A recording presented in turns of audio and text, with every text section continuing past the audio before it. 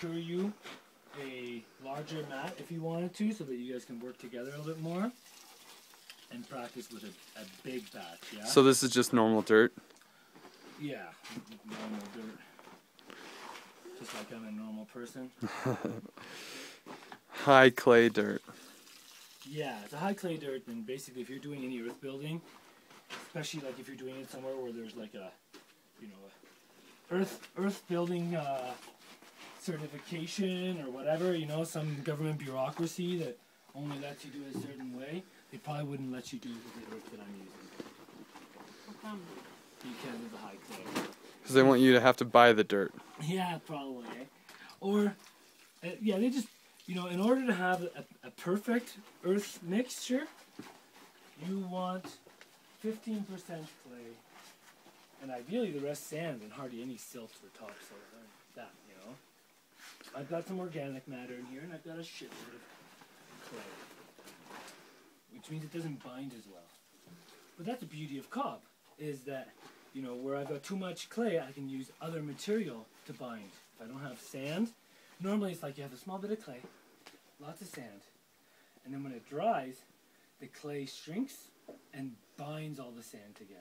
So you have your, you know, good adobe brick would not be exactly like this, which is a bit more crumbly, and you can see it's had a lot of cracks in it. A good adobe brick would have more sand in it, and it would be pretty solid when you're done with it. But fuck, you know, I'm not going to go to the river and lug up sacks and sacks and sacks and sacks and sacks and sacks and sacks and sacks of sand. You have an abundance of dirt. I have an abundance of clayey dirt, and that is all I need. That's right. And the first process you guys are doing is pretty much the same for so many different kinds of earth building techniques, you know? Whether you want to do a wattle and daub, whether you want to do a earth bag, a rammed earth mix. Well, rammed earth you'd want drier. Rammed earth is the earth ship, like ram it into a tire kind of earth? Doesn't have to be What's a tire. ram? But anything, you just exactly. The earth, sledgehammer earth it in. bag, the earth ship, and the actual like tapia rammed earth with like, you know, having a, basically they make like a support, and then they put the dirt in the support and ram it and then move the support up. All of that is basically the same shit, you know, it's just whether the bags, the tires, or wooden boards, or metal planks, or whatever it has to be, makes something for the earth to be stuck in, so that when you ram it, it doesn't just go to the sides. That would be a drier mixture.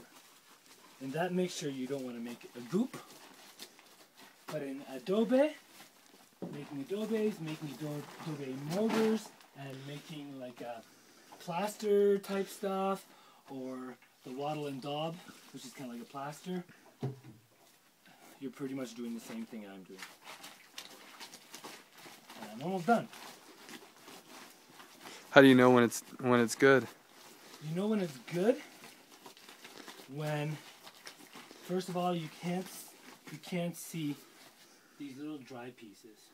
When it's pretty homogeneous, ideally, yeah? Now, for cob, it doesn't have to be perfectly homogeneous on the first round, because this is only the first round. I'm only making the mud mixture. Then I have to add the fiber, in our case, garbage, sliced up garbage,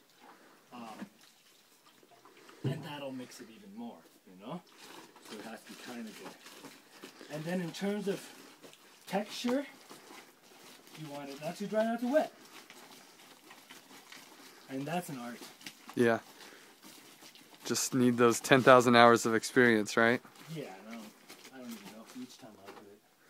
It's also a matter of like, how much time do I have on my hands? Do I have other things I need to do? What am I building? Yeah. Am I just making like an extra form to make it look pretty? Or am I doing like something structural, a wall with with another floor on top, you know?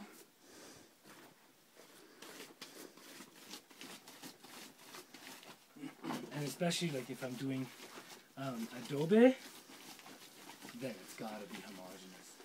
Otherwise those bricks will just split, you know?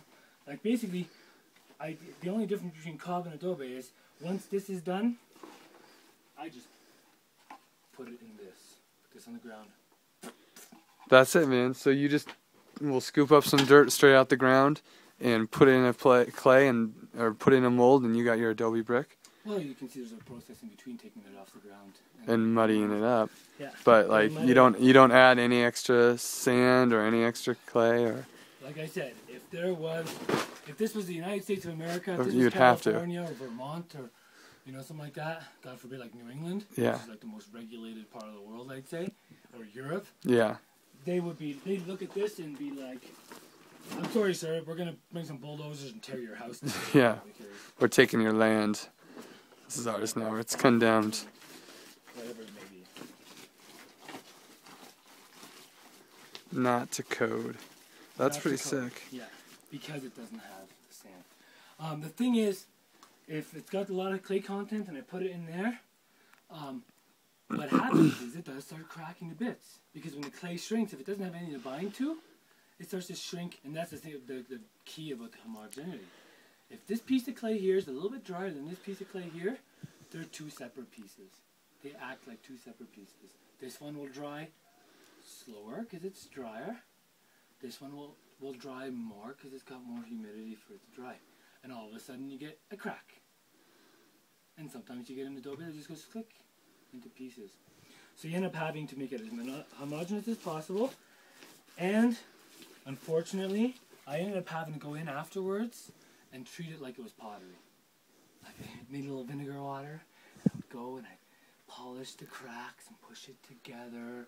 Every fucking brick was like a piece of pottery before you put it in the kiln. But instead of a kiln, I just let it sun dry. So it's pretty nuts, really. Like Yeah. It's pretty labor intensive making it. Yeah, fuck adobe, dude. Cob. Yeah, but you need the fiber for the cob. And like in North America, it's not a problem. Because you got Farmer Joe everywhere with their fucking hay fields, and you just say, give me some straw, dude. Yeah. And they're like, okay. Hey, up here with all the garbage, shouldn't be too much problem. Well, you're going to see how small this little batch is? Yeah. I will use almost an equivalent amount of garbage Oh, wow. to make the cob. Okay. So if you think of like how many sacks we have over there. Not enough. Not a lot, no. Unfortunately, we are not good garbage producers here at Sacred Sueños. You do this like, we don't. I go to the market and I don't bag shit. Fuck. Huge mistake. Huge mistake, and like reducing so much garbage that's coming up here. Yeah, dude, you could be sequestering those plastic bags, man, saving the world one bag at a time. Ideally, what I would love to find is like some sort of like, I don't know, paper shredders would work. Oh yeah, or something dude. like that. And I was like thinking of like having some sort of system in town where people can divert their plastic bag waste and put it through these shredders, and then You just grab a bag and yeah, I'd be bringing up sacks and sacks, or just like fuck it for here, but like say like make a deal down there that we'd help build a little schoolhouse out of garbage, out of the town's garbage. yeah, Mud in the town's garbage. Great idea. And some sort of paper shredder. that's I like the idea of sustainability. having a bunch of people sitting there with machetes in their hand, rolling it up and doing this. Yeah, no Like, way. it's amazing how much you need, and that's why like it's a lot easier being in North America or just being like whatever a wealthy industrialist basically, and calling 1-800 big fucking truck, and all of a sudden big fucking truck shows up with like 100 straw bales, and you're rocking. Yeah, 1-800 you build a big fucking mansion. truck. Yeah, well, that's what most people do, right? They call 1-800 big fucking truck. 1-800 big fucking truck. Could you bring me a big fucking truck of sand? Another 1-800 big fucking truck. Could you bring me a big fucking truck of clay? Et cetera, et cetera, et cetera, right? And these big fucking trucks show up and they just drop off your materials and you're set to go. But in a world, beyond petroleum, big fucking trucks not going to exist anymore. We're going to have to figure out alternatives. Okay, I think I got a bag of garbage lying around somewhere, no?